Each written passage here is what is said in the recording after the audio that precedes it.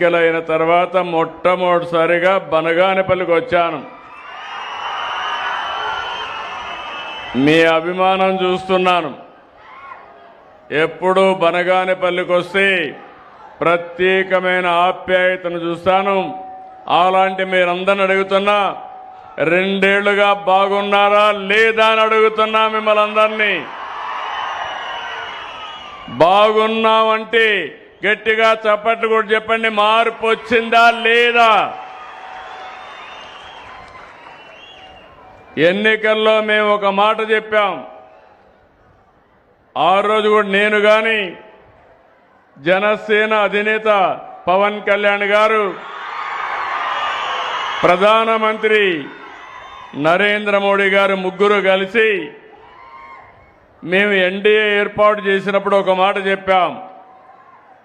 రాష్ట్రం విధ్వంసం అయింది, పునర్నిర్మాణం చేయాలి, పూర్వ వైభవం రావాలి, తప్పకుండా చేస్తామని చెప్పాం. ఆ రోజు ఒక మాట చెప్పాను. ఒకటి అభివృద్ధి, మెరుగైన సంక్షేమం, ఇబ్బందులు లేని సుపరిపాలన ఇస్తానని చెప్పాం. ఈ 2 ఏళ్లలో ఇది జరుగుతా ఉందా లేదా అని మిమ్మల్ని అందరినీ అడుగుతున్నాను మళ్ళీ ఒకసారి. అయితే మీరందరూ కూడా ఒక విషయం గుర్తుపెట్టుకోవాల్సిన అవసరం ఉంది. కొన్ని సమస్యలు వారసత్వంగా వస్తాయి, కొన్ని సమస్యలు కొంతమంది వ్యక్తులు సృష్టిస్తారు. ఈరోజు ఇక్కడ చూస్తే మిమ్మల్ని అందరినీ క్షోభ పెట్టిన పెద్ద సమస్య భూ సమస్య. గత పాలకుల యొక్క పాపాలు ప్రజల పాలిట శాసాలుగా మారిపోయినాయి, ఒక శాపాలుగా మారిపోయే పరిస్థితికి వచ్చింది. లక్షల కుటుంబాలు ఈ అరాచకానికి దెబ్బతిన్నారు. నేను ఎన్నికలప్పుడు తిరిగినప్పుడు నేను చూశాను మిమ్మల్ని అందరినీ. కొత్తగా ఆ రోజు కొత్త పుస్తకం తీసుకొచ్చారు, ఒక చట్టాన్ని. ఆ చట్టం మీరు తీసుకొస్తే ఏదైతే ల్యాండ్ టైటిలింగ్ యాక్ట్, నేను ఎక్కడికి పోయినా ప్రజల్లో భయం. రెండోది, ఆ రోజు మీరు ఒక్కసారి ఆలోచిస్తే ఎక్కడికి వచ్చినా ఎవరైనా వాళ్ళు చెప్పినట్టు వినకపోయినా మీ భూమిని 22A కింద పెట్టారు. టెక్నాలజీ ఉపయోగించుకుని మిమ్మల్ని ఇబ్బంది పెట్టాలనే ఉద్దేశంతో 22A అంటే గవర్నమెంట్ భూమి. మీరు వాళ్ళకి తక్కువ ధరకు ఇవ్వకపోయినా, మీరు వాళ్ళకి సహకరించకపోయినా మీ జుట్టు వాళ్ళ చేతుల్లో పెట్టుకోవాలని ల్యాండ్ టైటిలింగ్ తీసుకురావడం, కొన్ని దిక్కళ్ళ 22A కింద పెట్టేసే పరిస్థితికి వచ్చారు. అప్పటికే కొన్ని భూముల్లో సమస్యలు ఉన్నాయి. ఇది చేసిన తర్వాత సమస్య జటిలమైంది. నేను ఇదే నియోజకవర్గంలో ఎన్నికల రోజున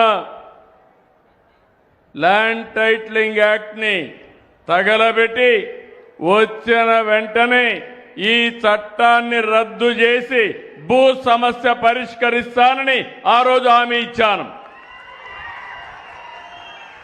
చట్టాన్ని రద్దు చేశాం. భూ వివాదాల పరిష్కారానికి దృఢ సంకల్పంతో ముందుకు పోతున్నాం. నాకు మొట్టమొదటిసారిగా 95లోనే 94లో నేను రెవెన్యూ మంత్రిని, ఫైనాన్స్ మినిస్టర్గా అయ్యాను. అప్పుడే స్టడీ చేశాను. ఆ రోజు సమైక్య ఆంధ్రప్రదేశ్లో తెలంగాణలో కొన్ని సమస్యలు ఎక్కువ ఉండేటివి. దానికి కారణం నిజాం పాలనలో ఎప్పుడు కూడా భూములన్నీ అనేక మందికి ఇచ్చేవాళ్ళు. ఇక్కడ బ్రిటిష్ వాళ్ళ పరిపాలన, అప్పుడే పగడ్బందీ అయినటువంటి ల్యాండ్ రిఫార్మ్ యాక్ట్ కూడా పెట్టుకొని చేశారు. మనం అందరూ కొంతమంది పెద్దవాళ్ళకి ఉండేవాళ్ళకి ఐడియా ఉంటుంది. ఆ రోజు జమాబందీ చేసేవాళ్ళు. సంవత్సరానికి ఒక్కసారి జమాబందీ చేసి మీ ఆస్తి మీదని మన లెక్కలు రాసేవాళ్ళు. దానికి పన్ను కూడా కట్టేవాళ్ళం. మొట్టమొదటిసారిగా ఎన్టీ రామారావు గారు ముఖ్యమంత్రి అయిన తర్వాత మన భూమిపైన పన్ను కట్టడం ఏంటి?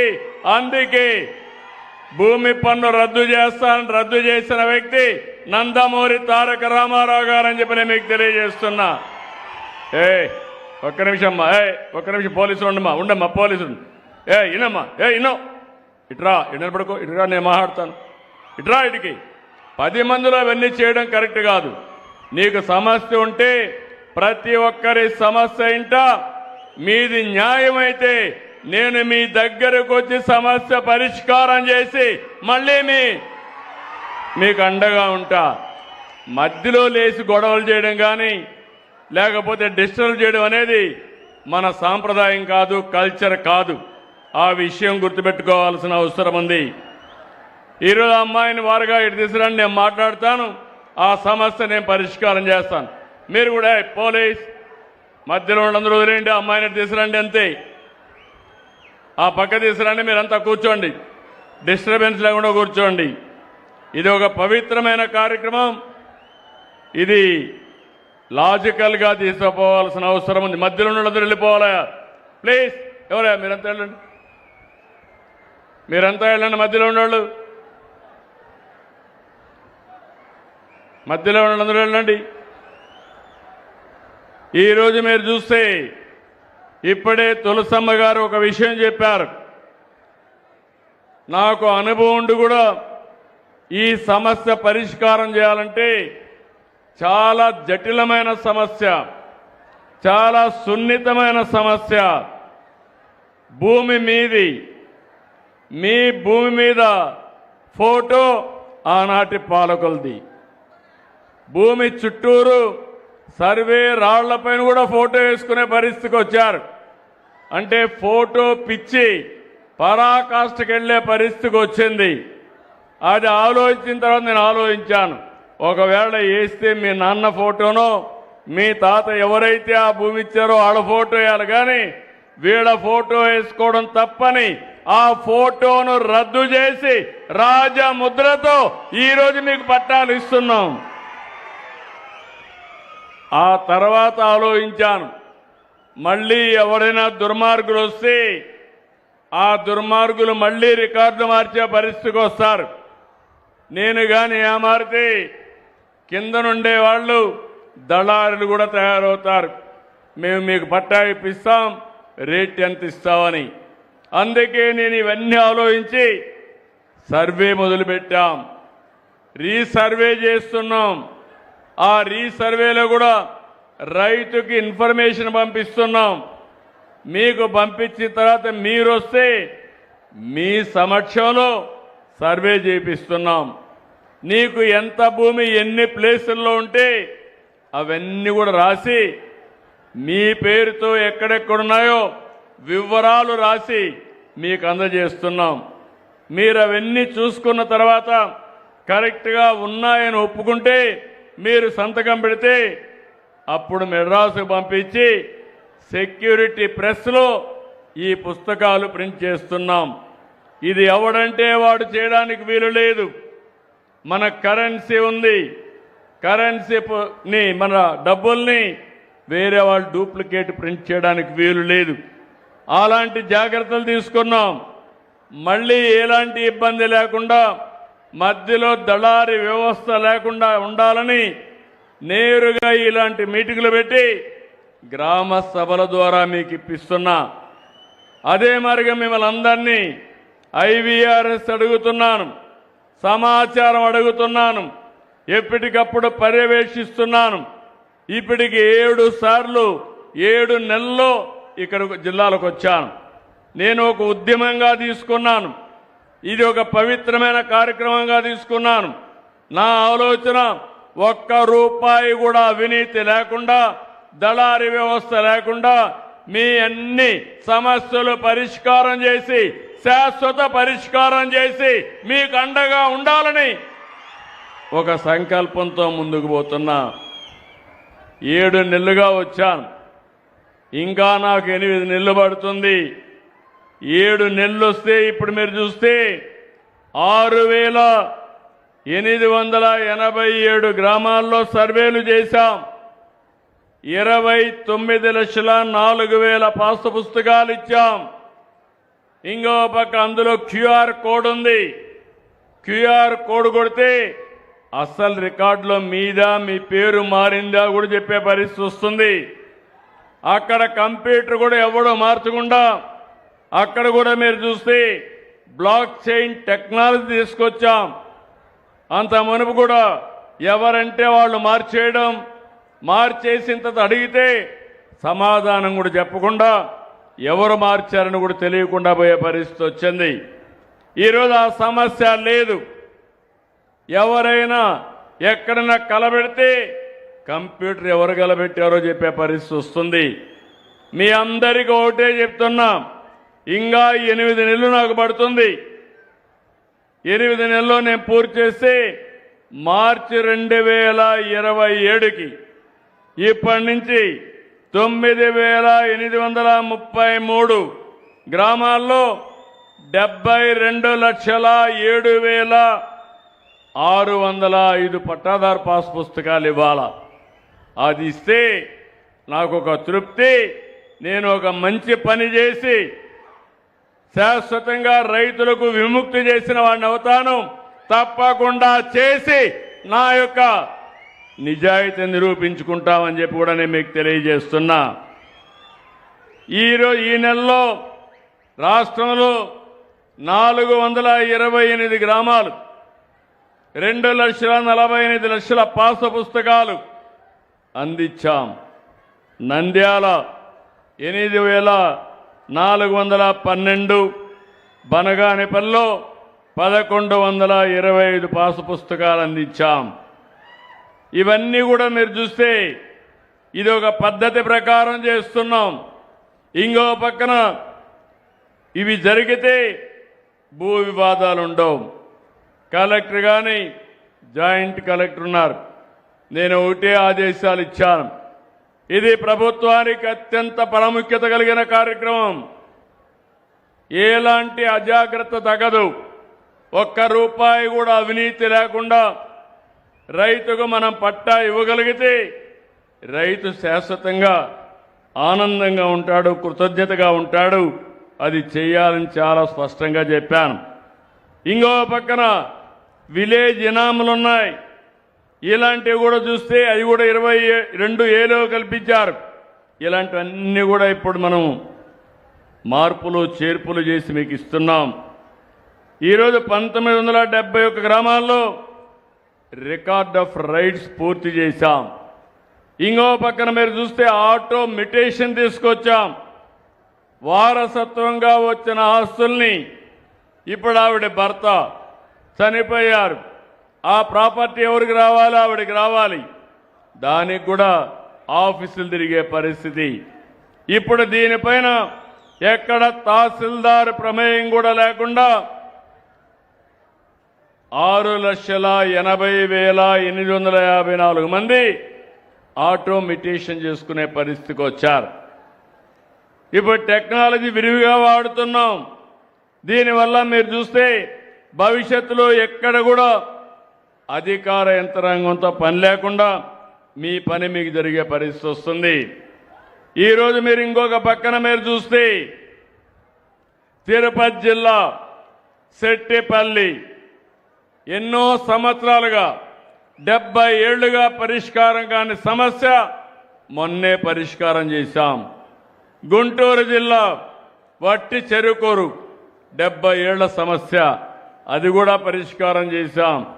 మొన్నే చిత్తూరు జిల్లా కంగుంది, అక్కడ కూడా పరిష్కారం చేశాం. ఇక్కడికి వచ్చినప్పుడు ఈ ఊర్లో కూడా ముఖ్యమైన సమస్య మొన్న నేను డోన్కు వచ్చినప్పుడు నా దృష్టికి తీసుకొచ్చారు. అది కూడా వక్ఫ్ బోర్డులో ఉంది. దగ్గర 2,000 ఎకరాల భూమి, 750 మంది పైన రైతులు చాలా బాధపడ్డారు. దానికి శాశ్వత పరిష్కారం చూపించి ఈ రోజే ఏ విధంగా చేశామో ఎంఆర్ఓ ఆఫీసుకు పోయి వాళ్ళకి ఆ పట్టాలు కూడా అందజేస్తున్నా. ఇవన్నీ కూడా మీకు ఎందుకు చెప్తున్నానంటే మీరు చాలా రోజులుగా అనేక సమస్యల కోసం ఆఫీసుల చుట్టూరు తిరిగి అలసిపోయే పరిస్థితికి వచ్చారు. నేను ఆ రోజు సుపరిపాలన ఉన్నాను. చాలామంది అనుకున్నారు ఏ విధంగా చేస్తారని. ఈ రోజు నేను ఒకటే చెప్తున్నా, మీ అందరికీ సంక్షేమ కార్యక్రమాలు ఇస్తానని చెప్పాను. ఎప్పుడూ ఇవ్వని సంక్షేమ కార్యక్రమాలు ఇచ్చిన ఘనత ఎన్డీఏ కూటమికే దక్కింది. మొదటి తారీఖు 2 ఏళ్లు చూశారు. పేదల సేవలో పింఛన్లు ఇస్తున్నాం. 4,000, 6,000, 10,000, 15,000 ఇచ్చే ఏకైక ప్రభుత్వం ప్రపంచంలో ఒక్క ఎన్డీఏ ప్రభుత్వం ఆంధ్రప్రదేశ్లో. దీనికి సంవత్సరానికి 33,000 కోట్లు అవుతుంది. 63 లక్షల కుటుంబాలకు వెసులుబాటు వస్తుంది. దానికంటే తృప్తి ఇంకొకటి లేదు. ఇంకో పక్క మీరు ఒక్కసారి చూస్తే పోయిన నెలలో అన్నదాత సుఖీభవ ఒక మాట చెప్పాను. 20,000 ఇస్తా అన్నాం. 20,000 ఇచ్చి రైతును ఆదుకున్న ఘనత ఈ ప్రభుత్వానికే దక్కుతుంది.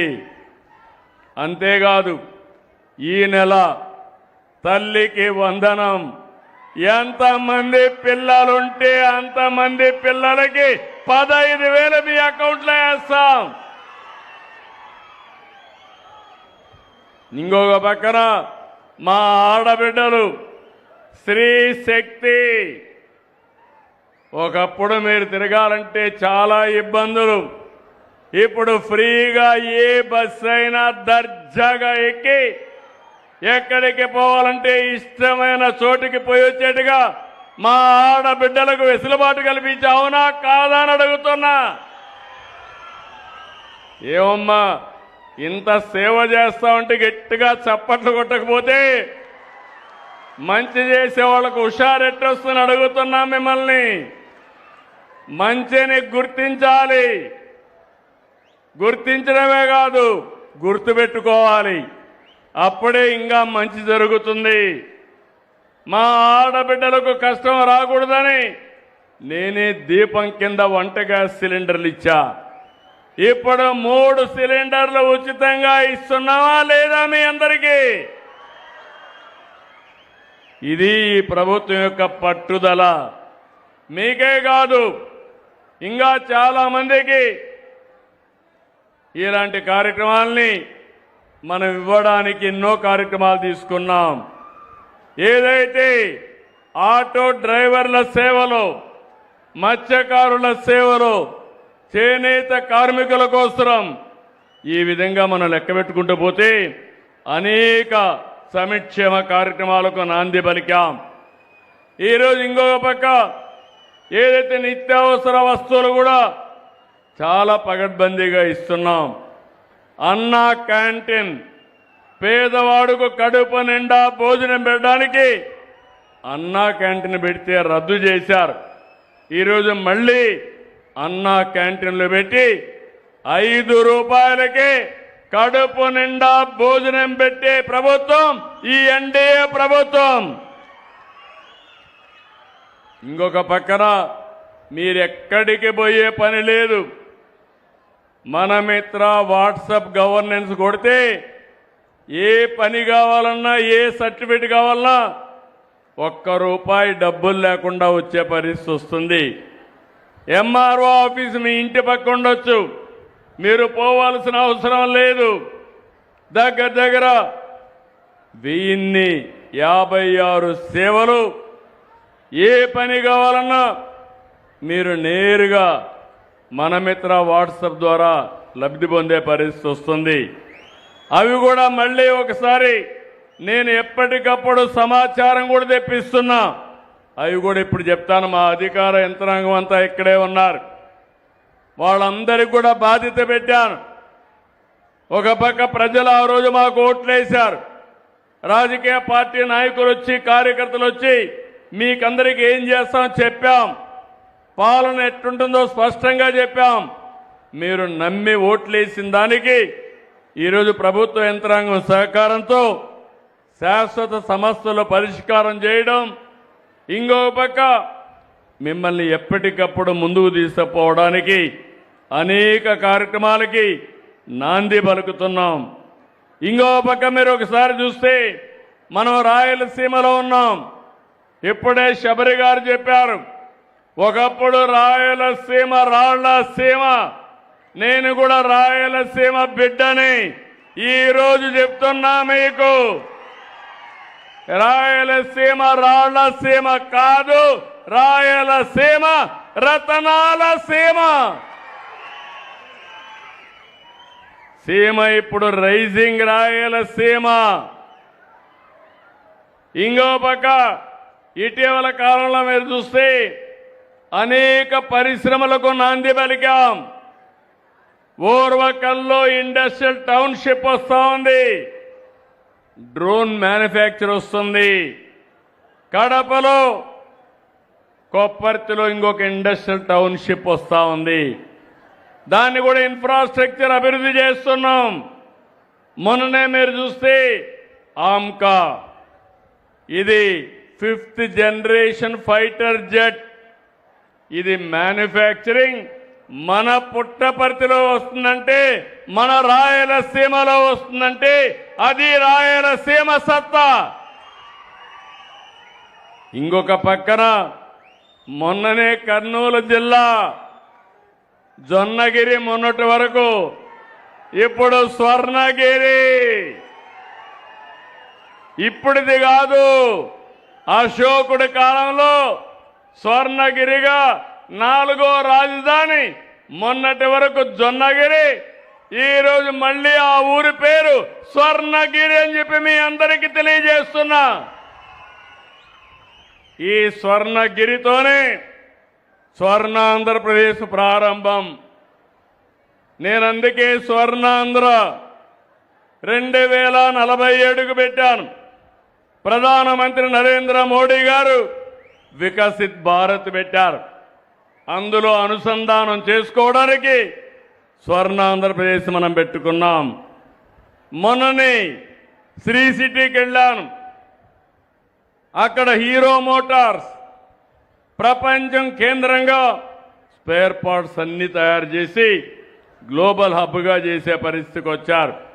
మొన్నే కడప జమ్మలమడుగు నియోజకవర్గం steel plant, Rayalaseema steel plant కి ఫౌండేషన్ వేశాం. 28లో ప్రారంభిస్తున్నాం. ఇంకొక పక్క మొన్నే నేను కుప్పానికి వెళ్ళాను. అడిడాస్ అని ఒక ప్రాజెక్ట్ వచ్చింది.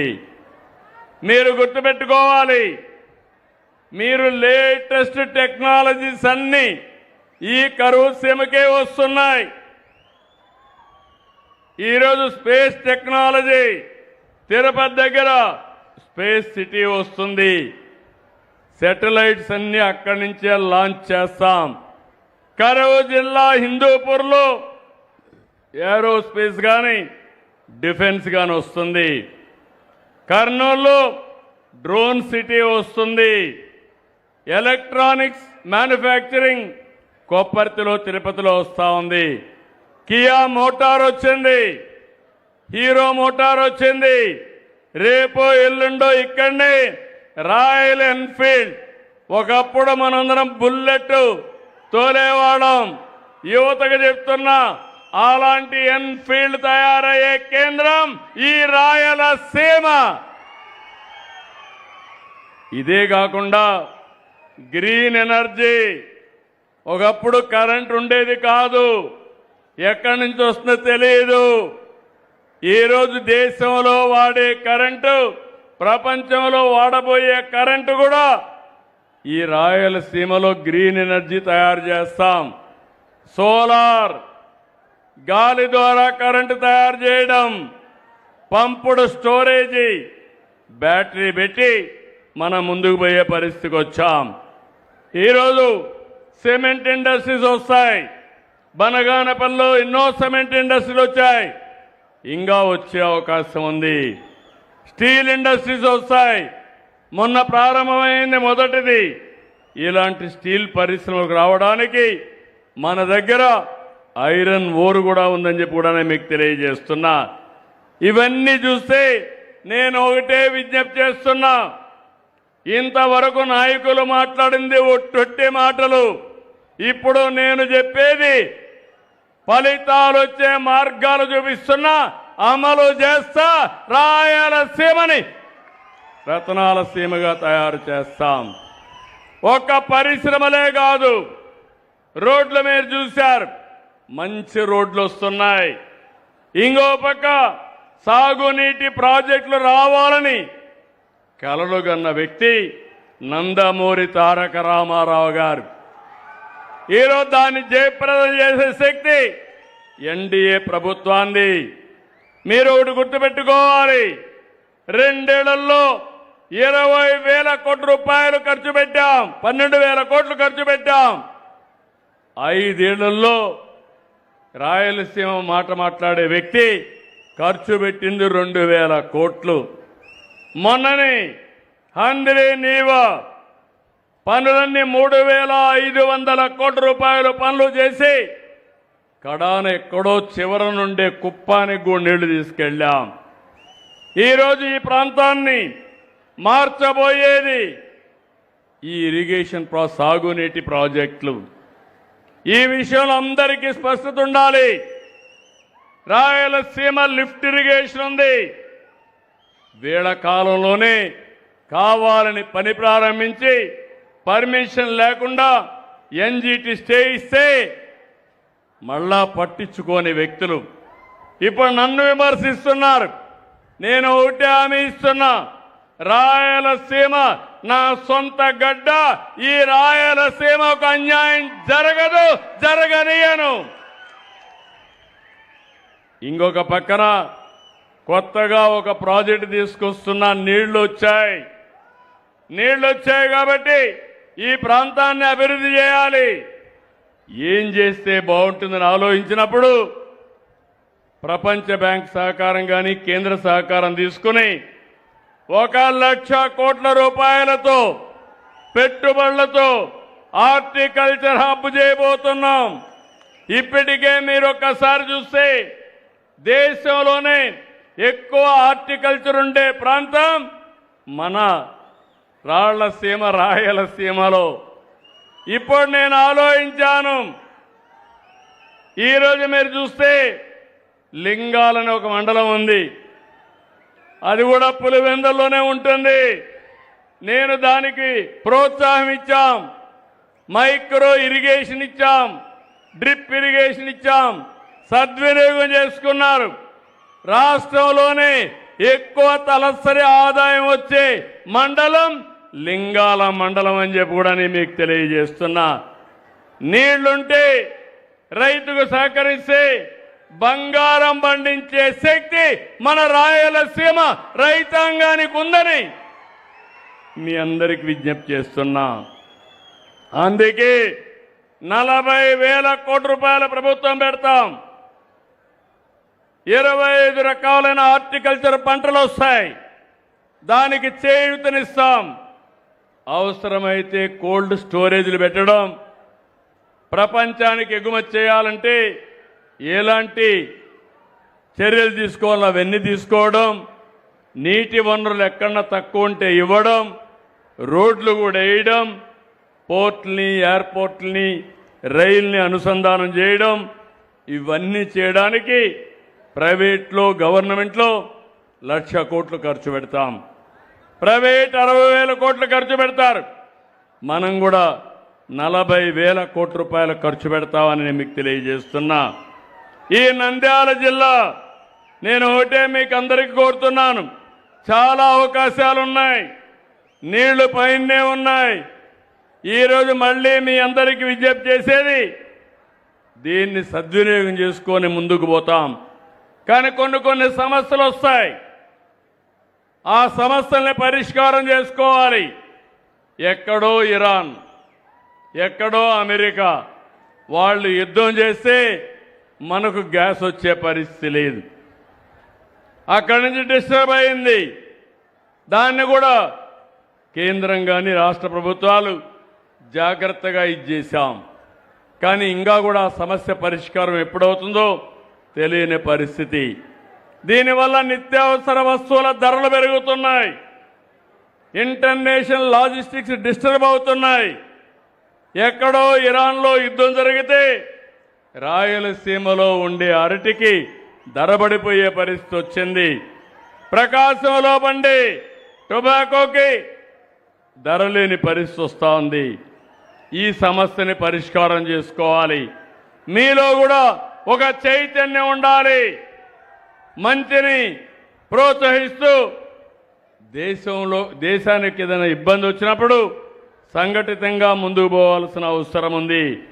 ఇంకో పక్కన ఈ సందర్భంలో ఎల్నినో సమస్య కూడా వచ్చింది. వాతావరణం సమతుల్యంగా లేదు, దానివల్ల వర్షాలు పడడం లేదు. ఇప్పటికే వర్షాలు పడాలి, వర్షాలు పడని పరిస్థితికి వచ్చింది. కృష్ణా నదిలో నీళ్లు రావడం లేదు, తుంగభద్రలో నీళ్లు రావడం లేదు. మన రాష్ట్రమే కాదు, మన దేశంలో ప్రపంచంలో కూడా ఈ సమస్య వచ్చే పరిస్థితికి వచ్చింది. ఈరోజు ఇనమ్మా ఇను అమ్మాయి నా పక్కన మీకు కొత్తగా నేర్చుకున్నారు ఈ డ్రామాలు. ఆ పక్కనుండు. పోలీసులు మీరు ఎవరైనా సరే ఇవ్వాలంటే ఆ పక్కనుండి నేను తీసుకుంటాను, మర్యాదగా మాట్లాడతాను. అంతేగాని మధ్యలో వచ్చి డిస్టర్బ్ చేస్తే మాత్రం మంచిది కాదు. మీ వ్యక్తిగత సమస్యల్ని ఈ పక్కకు రామ్మా, నువ్వు పక్కకు రా, నువ్వు చెప్పింది వినాలి. సమస్య పరిష్కారం పక్కకు తీసుకుని తెలిపెట్టి నాకు పరిచయం చేయండి. ఎవరు బై ఫోర్స్ తీసుకుపోవద్దండి. ఎవరైనా సరే ఇక్కడ ఏదైనా కాగితం ఇవ్వాలంటే ప్రత్యేకంగా ఇక్కడ కూర్చొని పెడతా, మీరు రండి. మీరు చెప్పిన సమస్యలు ఇంటా పరిష్కార దిశగా ముందుకు పోతానని మరొకసారి అందరికీ విజ్ఞప్తి చేస్తున్నా. సహకరించాలి. ఇలాంటి చేయడం కరెక్ట్ కాదు. గట్టిగా చెప్పండి, కూడా చెప్పండి చేయకూడదని. ఎక్కడో ఉంటారు, వేరే నియోజకవర్గంలో కూడా ఉంటారు. అక్కడి నుంచి ఇక్కడికి వచ్చి మధ్యలో లేచి మీటింగ్ కూడా డిస్టర్బ్ చేయడం కరెక్ట్ కాదు. ఇప్పటికే ఈరోజు మీరు చూస్తే అన్ని రిజర్వాయర్లో నీళ్లు తగ్గాయి. అంతేకాకుండా పోయిన సంవత్సరం ఈ సమయంలో 57% రిజర్వాయర్లో నీళ్లుంటే ఇప్పుడు 37% పడిపోయినాయి. ఇంకో పక్క 22% వర్షపాతం తక్కువగా పడే పరిస్థితికి వచ్చింది. దీన్ని కూడా మనం అధిగమించాలి. అందుకే నేను ఒక కార్యక్రమం ఇచ్చాను. ఆ కార్యక్రమం జలధార జలహారతి. నేను మీ జిల్లా కలెక్టర్ని ఇక్కడే మంత్రి గారిని మనస్ఫూర్తిగా అభినందిస్తున్నాను. ఈ జిల్లాలో కొలిమిగుండ్ల మండలంలో కేవలం 8 రోజుల్లో 18 కిలోమీటర్లు ఫీడర్ ఛానల్ చేసి 10 చెక్ డ్యాములు పునరుద్ధరించి 1707 ఎకరాలు ఆయకట్టుని స్థిరీకరించారు. గట్టిగా చప్పట్లు కొట్టి మీరందరూ కూడా అభినందించాలి.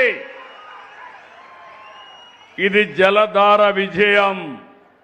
ఈ విజయానికి కారకులైన ఆఫీసర్ని మనస్ఫూర్తిగా అభినందిస్తున్నా. మనం గుర్తుపెట్టుకోవాలి, భగవంతుడు వర్షాన్ని ఇస్తే ఆ నీళ్లన్నీ కిందికి పంపించి మనం కరువు బారిన పడుతున్నాం. అట్లా కాకుండా ఎక్కడ పడిన వర్షపు నీటిని అక్కడే భూగర్భ జలాలుగా మార్చుకోవాలి. అది చేయగలిగితే కరువు అనే మాట రాదు. ఇది కాకుండా నేను ఆలోచించేది నదుల అనుసంధానం చేసి ఎప్పుడైనా నీళ్లు చాలకపోతే పైనుంచి కూడా వస్తాయి. అన్ని ప్రాంతాలకు కాలువలు వస్తాయి. అదే మన నదుల అనుసంధానం కూడా జరుగుతుంది. ఇంకో పక్క మైక్రో ఇరిగేషన్ కూడా తీసుకొస్తాం. మనం అన్ని ఇలాంటి కార్యక్రమాలు ఆలోచించి ముందుకు పోతామంటే మన రాష్ట్రంలో ఒక పార్టీ ఉంది, గొడ్డలి పార్టీ. అవునా కాదా? గొడ్డలి పార్టీ అనేవాడు చేలిపైకెత్తండి, నేరాలు చేస్తారనేవాడు చేలిపైకెత్తండి. మీరు చూస్తే ఇటీవల కాలంలో ఆ గొడ్డ మనమంతా మీ సమస్యలు ఎట్లా పరిష్కారం చేయాలని నేను ఆలోచిస్తున్నా, మీకు సంక్షేమం ఎట్లా ఇవ్వాలని ఆలోచిస్తున్నా, మిమ్మల్ని ఏ విధంగా ముందుకు తీసుకుపోవాలని ఆలోచిస్తున్నాను. వాళ్ళు మాత్రం విసుగు విరామం లేకుండా కుట్రలు కుతంత్రాలు చేస్తున్నారు. కులం, మతం, ప్రాంతం, వర్గాలుగా సమాజాన్ని ముక్కలు చేయాలని చూస్తున్నారు. ఇక్కడ ఎప్పుడు కూడా మీరు గుర్తుపెట్టుకోవాలి, ఒకప్పుడు రాయలసీమలో ముఠాలుండేటివి. ఈరోజు గర్వంగా చెప్తున్నా, రాయలసీమలో ముఠాలు లేకుండా చేసిన వ్యక్తిని నేనే. Party Telugu Desam party. ఇంకో పక్క హైదరాబాద్లో మత కలహాలు ఉండేటివి. మత కలహాలు పూర్తిగా అణచివేసిన పార్టీ తెలుగుదేశం పార్టీ. ఒకప్పుడు సిద్ధాంతపరంగా నక్సలైట్స్ ఉండేవాళ్ళు, దానివల్ల నష్టం అని చెప్పాను, వినలేదు. వినకపోతే లా అండ్ ఆర్డర్ మెయింటైన్ చేశారు. కడాన నన్నే చంపడానికి 2003లో 23 క్లేమోర్ మైన్స్ పెడితే నేను భయపడలేదు. సాక్షాత్ వెంకటేశ్వర స్వామి నన్ను కాపాడాడు. ఇది చరిత్ర. ఇప్పుడు ఆ పార్టీ కూడా లేకుండా పోయే పరిస్థితి వచ్చింది. ఏది కూడా మనం గుర్తుపెట్టుకోవాలి, ప్రజాస్వామ్యంలో హింసకు తావు లేదు. ప్రజల ఆస్తులకి ప్రాణాలకి రక్షణగా ఉండాలి. ఆడబిడ్డలు స్వేచ్ఛగా తిరగాలి. 1924లో ఎక్కడ చూసినా గంజాయి పంట పండించారు, ఏజెన్సీ ఏరియాలో పండించారు, దేశానికి ప్రపంచానికి ఉత్పత్తి చేశారు. డ్రగ్స్ వచ్చాయి, ఎక్కడ చూసినా చెడిపోయే పరిస్థితికి వచ్చారు. నేను ఎన్నోసార్లు చెప్పాను, గంజాయి తీసుకున్న వ్యక్తికి తల్లికి భార్యకు తేడా తెలియదు. తల్లిదండ్రులంటే వాళ్ళు లెక్క పెట్టుకోరు.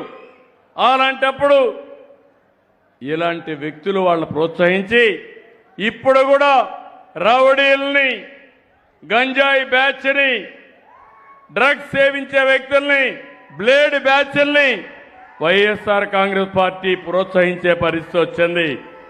ఇక్కడుండే మీరు గుర్తుపెట్టుకోవాలి, 2 ఏళ్లలో ఎక్కడా లా అండ్ ఆర్డర్ ప్రాబ్లం లేదు. అదే వీళ్ళు అధికారంలో ఉంటే శ్రీరాముడి తల తొలగించారు, అంతర్వేదిలో రథాన్ని దగ్ధం చేశారు, దుర్గమ్మ గుడిలో వెండి సింహాల్ని మాయం చేశారు. ఒక్కదానిపైన కూడా చర్య లేదు. నిన్నే ఆదోని శివాలయంలో ఒక యువకుడు ఏకంగా అక్కడ పెట్టే దీపం, ఆ దీపంలో పోయి సిగరెట్ వెలిగించుకునే ధైర్యం చేశాడు. అదే ఈ ప్రభుత్వంలో ఎవరు చేసినా వాళ్ళని వదిలిపెట్టమని మరొక్కసారి గట్టిగా హెచ్చరిస్తున్నాను. ఇంకొక పక్క దేవాలయాలన్నీ అపవిత్రం చేశారు. ఏకంగా తిరుమల లడ్డునే కల్తీ చేశారు. నెయ్యి కల్తీ, నెయ్యి కొనే పరిస్థితికి వచ్చారు. ఎప్పుడైనా సరే మత విద్వేషాలు రెచ్చగొట్టడం, మనోభావాలు దెబ్బతీయడం మంచి పద్ధతి కాదు. ఇలాంటి ఘోరాలు చాలా జరిగాయి.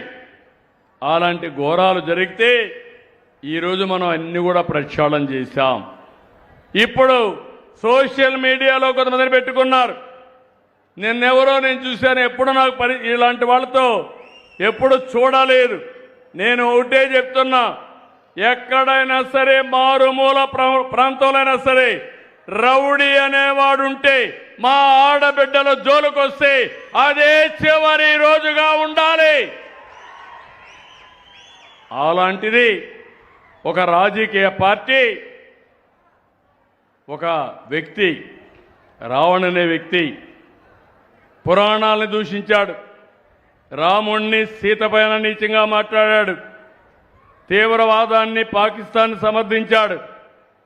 అలాంటి వాళ్ళకు అండగా ఆర్థిక సహాయం ఈ గొడ్డలి పార్టీ చేసే పరిస్థితి వచ్చింది. ఎంత బరిదిగింపు అని అడుగుతున్నా, ఇది న్యాయమా అని అడుగుతున్నాను. మీకు ఇవన్నీ నేను చెప్పాలి, మీలో కూడా చైతన్యం రావాలి, మీ ఆలోచన విధానంలో మార్పు రావాలి. మీరు ఒక్కసారి గుర్తుపెట్టుకోవాలి, మన పక్కనే నంద్యాల పక్కన పులివెందల 2019 గుర్తుపెట్టుకోవాలి. నేనే ముఖ్యమంత్రిని.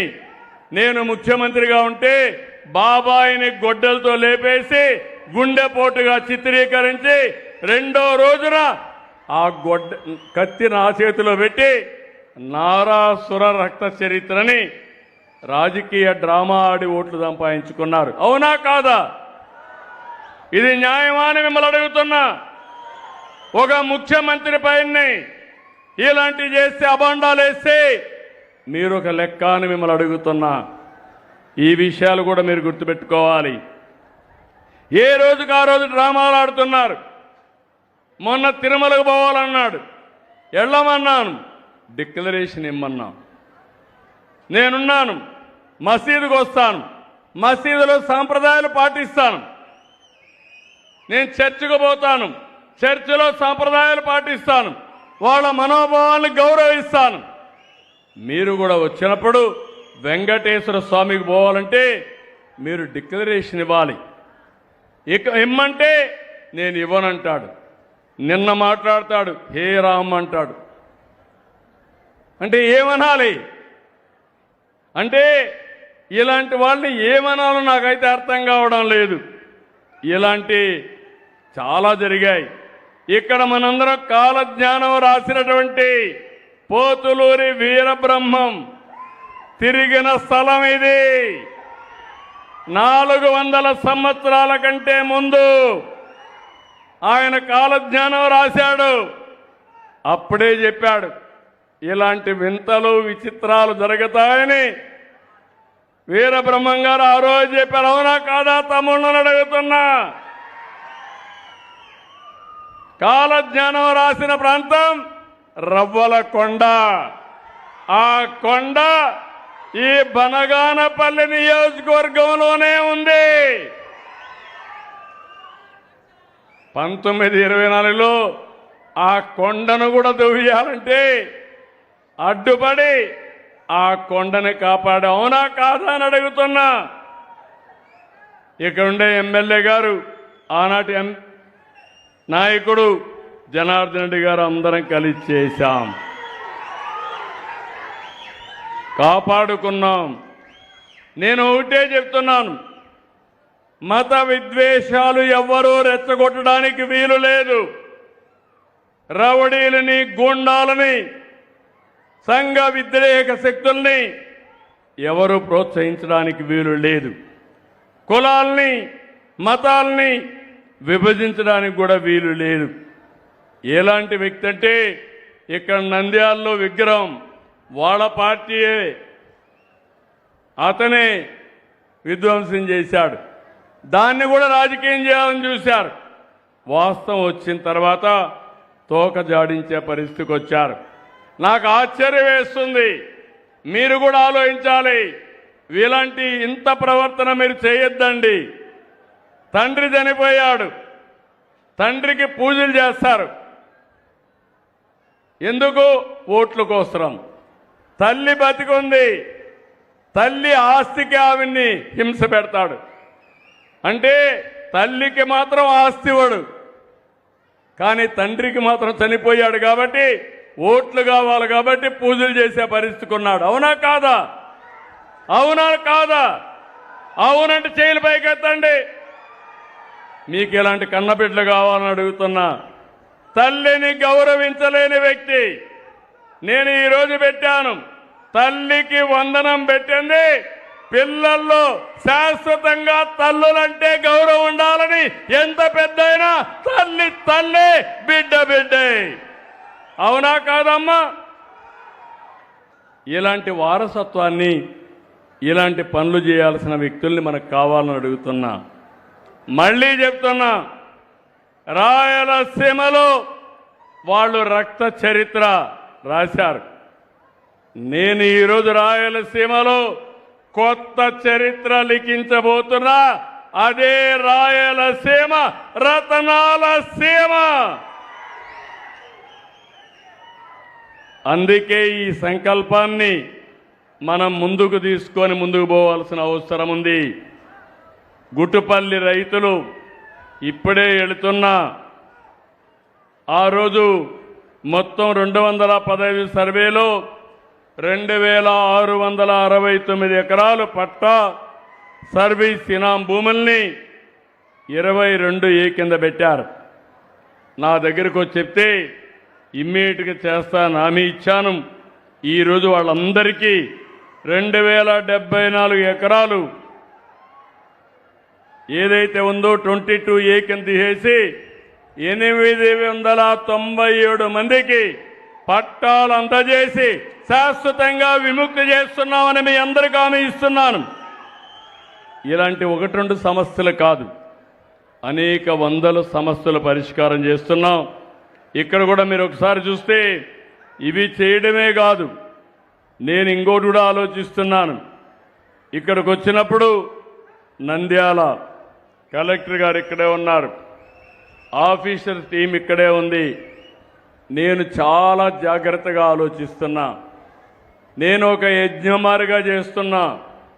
నా ఆలోచన ఒకటి, 2047కి తెలుగు జాతి ప్రపంచంలోనే నెంబర్ 1 జాతిగా ఉండాలనేది నా సంకల్పం, ఎన్డీఏ సంకల్పం అని చెప్పి నేను మీకు తెలియజేస్తున్నా. అదే సమయంలో ఆంధ్రప్రదేశ్ రాష్ట్రం భారతదేశంలోనే నెంబర్ 1గా ఉండాలి. దీనికి కావాల్సింది సహజ వనరులు ఉపయోగించుకుంటాం, నాలెడ్జ్ని పెంచుతాం, టెక్నాలజీ కూడా ఉపయోగిస్తాం. మా యువత ఉన్నారు, పిల్లలు ఉన్నారు, తమ్ముళ్ళు మీరు గుర్తుపెట్టుకోవాలి, ప్రపంచంలో ఉండే టెక్నాలజీ భవిష్యత్తులో రాబోయే టెక్నాలజీని ఇక్కడ తీసుకొచ్చి మీకు అందుబాటులో చేసే బాధ్యత నాది. ఈరోజు ఇక్కడ బ్లాక్ చైన్ టెక్నాలజీ తీసుకొచ్చాం, వాట్సాప్ గవర్నెన్స్ తీసుకొచ్చాం. అందరూ మన దగ్గర నేర్చుకునే పరిస్థితికి వస్తున్నారు. వచ్చింది, విశాఖపట్నంలో డేటా సెంటర్లు వస్తున్నాయి. ఇక్కడికి వచ్చినప్పుడు నేను మొత్తం కూడా మీకు ఇచ్చిన సేవలు ఇందులో 3 రకాలుగా ఉంటాయి. ఒకటి క్యాష్ ఇస్తున్నాం, ఆన్లైన్లో డీబీటీ ఇస్తున్నాం. రెండోది మీరు చూస్తే పేదల సేవలో పింఛన్లు మాత్రం ఇంటింటికి వచ్చి ఇస్తున్నాం. వాళ్ళు బ్యాంకులో తీసుకోలేరనే ఉద్దేశంతో కొన్ని కైండ్ ఇస్తున్నాం. ఈరోజు రేషన్ షాప్లో ఇస్తున్నాం. అదే మరిగా అన్నా క్యాంటీన్లో అందరికీ భోజనం పెట్టే ఏర్పాటు చేశాం. ఇలాంటి కైండ్ ఇస్తున్నాం. ఇంకో పక్క సేవలు అందిస్తున్నాం. క్యాస్ట్ సర్టిఫికేట్ కానీ, నేటివిటీ కానీ, అడంగులు కానీ ఇలాంటి చాలా ఇస్తున్నాం. ఆర్టీసీ బస్సుల సేవలు, అక్కడ పరిశుభ్రత కూడా చేస్తున్నాం. ఈ విధంగా 56 క్యాంపెయిన్ల మీద నెలవారీగా నేను సమాచారం తెప్పిస్తున్నా. ప్రతి అధికారి యొక్క పనితనాన్ని ఎప్పటికప్పుడు బేరే చేస్తున్నాం. వాళ్ళందరికీ అప్రమత్తం చేస్తున్నాను. నేను ఇక్కడ మాకుండే అధికారులకు ఒకటే విజ్ఞప్తి చేస్తున్నా, మీరు రాబోయే రోజుల్లో ఎక్కడున్నా ప్రజలు చెప్పిన అభిప్రాయం ప్రకారం మీకు గౌరవిస్తా. బాగా లేకపోతే నేను ప్రజల పక్షాన ఉంటాను తప్ప మీకు సహకరించనని మరొక్కసారి అందరికీ విజ్ఞప్తి చేస్తున్నా. మీరు ప్రజలకు మంచి పని చేయండి, నేను మీకు అండగా ఉంటా. మిమ్మల్ని కూడా ఆదుకుంటాం. మనందరం కలిసి ప్రజలకు మెరుగైన సేవలు అందించాల్సిన అవసరం ఉంది. ఇక్కడ చూస్తే మొత్తం 56 సేవల్లో 38 సేవలు రాష్ట్ర ఆవరేజ్ కంటే తక్కువ ఉన్నాయి. 18 మాత్రం రాష్ట్ర ఆవరేజ్ కంటే మెరుగ్గా ఉన్నాయి. ఇందులో లేటెస్ట్ కూడా చూస్తే 23 మెరుగ్గా ఉన్నాయి, 31 తక్కువగా ఉన్నాయి.